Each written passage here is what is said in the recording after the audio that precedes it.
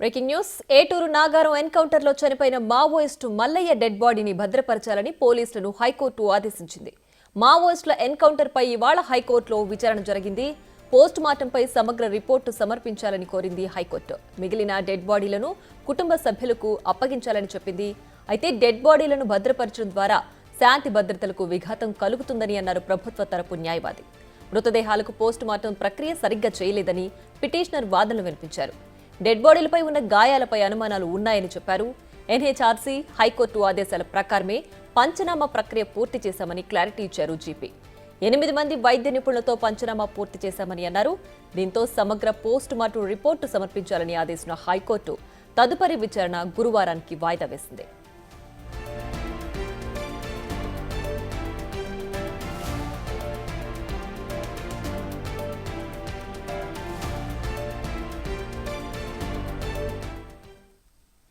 అటుకు మరింత సమాచారం మా ప్రతినిధి సురేష్ లైవ్ లో అందిస్తారు. సురేష్ చెప్పండి, ఎవరైతే మావోలు చనిపోయారో వాళ్ళ డెడ్ బాడీలను భద్రపరచాలని హైకోర్టు ఆదేశించింది కదా, సో దీనికి సంబంధించిన డీటెయిల్స్ ఏంటి? ములుగు జిల్లా ఏటూరు నాగారంలో జరిగినటువంటి ఎన్కౌంటర్ పైన పౌర హక్కుల సంఘం నాయకులు హైకోర్టులో నిన్న లంచ్ మోషన్ పిటిషన్ దాఖలు చేయడం జరిగింది. ఈ పిటిషన్ పైనే ఈ రోజు మరోసారి విచారణ జరిగింది ధర్మాసనంలో. ఏదైతే ఎవరైతే అభ్యంతరాలు చెప్తున్నారో వారికి సంబంధించిన మృతదేహాన్ని భద్రపరచాలి, మిగతా సంబంధించిన మావోయిస్టుల మృతదేహాలను వాళ్ళ కుటుంబ సభ్యులకు అప్పచెప్పాలని చెప్పేసి కూడా న్యాయమూర్తి చెప్పడం జరిగింది. అయితే ఎన్కౌంటర్ లో విష ప్రయోగం జరిగిందని చెప్పేసి కూడా పిటిషన్ తరపు వాదన వినిపించినప్పుడు ప్రభుత్వ తరపు న్యాయవాది అలాంటిది ఏం జరగలేదు, అదంతా అపోహలే అని చెప్పేసి కూడా కొట్టిపారేయడం జరిగింది. తదుపరి విచారణ గురువారానికి వాయిదా వేయడం జరిగింది.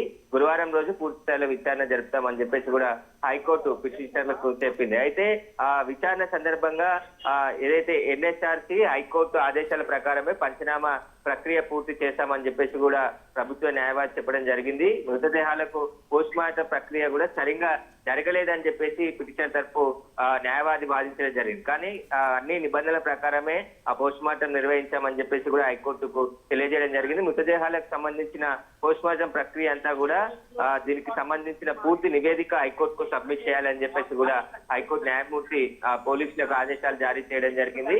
పోస్ట్ మార్టం నివేదిక అందిన తర్వాత గురువారం రోజు మరోసారి విచారిస్తామని చెప్పేసి కూడా హైకోర్టు చెప్పడం జరిగింది.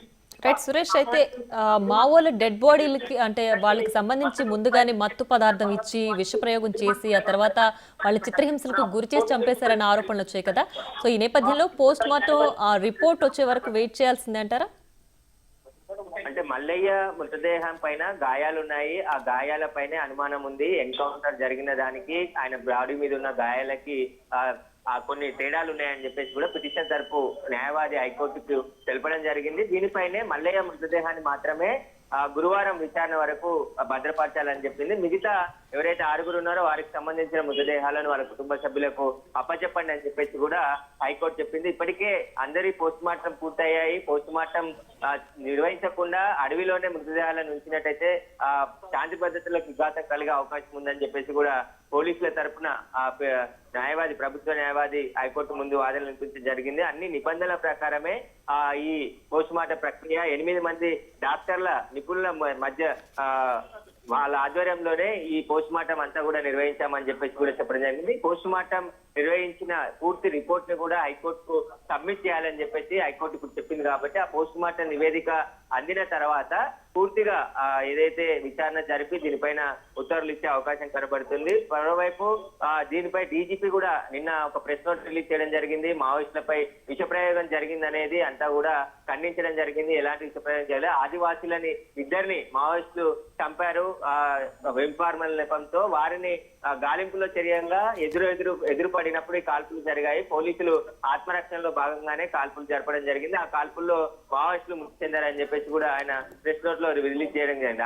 అమాయకమైనటువంటి ఆదివాసులను చంపడం, ఇలా ఇన్ఫార్మల్ వెపన్తో కాల్చి చంపడం కూడా మావోయిస్టులు చేస్తున్నారు ములుగు జిల్లాలో అని చెప్పేసి కూడా ఆయన ప్రకటనలో వెలువరించడం జరిగింది. దీనిపైన ఏదైతే పక్క రాష్ట్రాలు ఒడిశా, ఛత్తీస్గఢ్ లో పోలీస్ భూమి ఎక్కువగా ఉండడంతో తెలంగాణలో ప్రవేశించేందుకు మావోయిస్టులు ప్రయత్నిస్తున్నారు. దాన్ని తిప్పికొట్టే ప్రయత్నంలోనే ఎదురు కాల్పులు జరిగాయని చెప్పేసి కూడా పోలీస్ బాస్ చెప్తున్నారు. దీనికి సంబంధించి గురువారం రోజు మరోసారి హైకోర్టులో విచారణ జరిగే అవకాశం కనబడుతుంది. Right Suresh, thanks for the updates.